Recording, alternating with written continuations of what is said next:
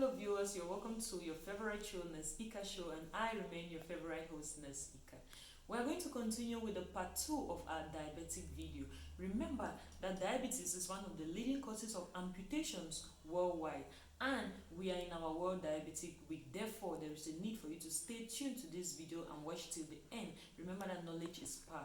Now, let us look at some of the risk factors for diabetes. In our previous video, we have already looked at the different types, we have looked at the causes, we have looked at the symptoms. Now, let us look at the risk factors for diabetes, the management, the prevention, and let us also look at the complications of diabetes. Now, what are some of the risk factors for you to acquire diabetes? Firstly is the age. Studies have shown that those who are aged more than 45 have a higher risk of acquiring diabetes.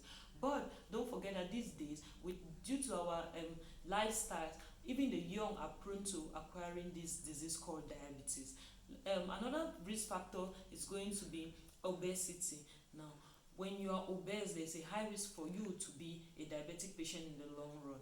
Also, those who have had diabetes during one of their pregnancies or more of their pregnancies, they have a higher risk of acquiring the type 2 diabetes at the later stage of their lives.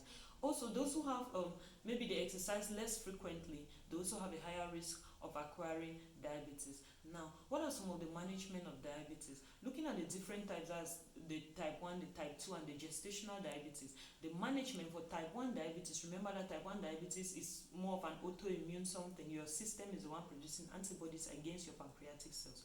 Therefore, the management for it is going to be insulin therapy. Now, for type 2 diabetes and gestational diabetes, the management is simple. It's simply going to be diet modification and exercise. Okay.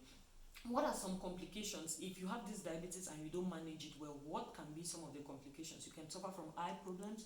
You can suffer from cardiac or heart diseases. You can suffer from you can suffer from eye problems, heart diseases. You can suffer from nerves problem. You can have wounds that refuse to heal, and then you can also suffer from you can have an amputation at the end of the day, and even death, because diabetes has also been the cause of many people's death.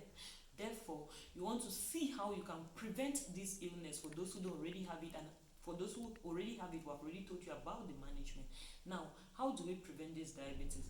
Firstly, you're going to try to increase your exercise level. You make sure in a week at least you have about 2 hours of exercise in a week.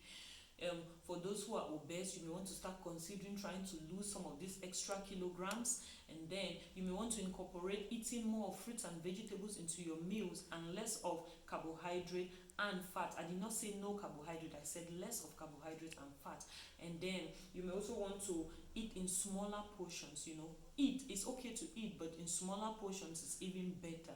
Thank you very much for staying tuned, and we hope that you're going to put some of these things into practice so that your health will be better. Remember that health is wealth, and I remain your favorite host, Nesika. Bye-bye.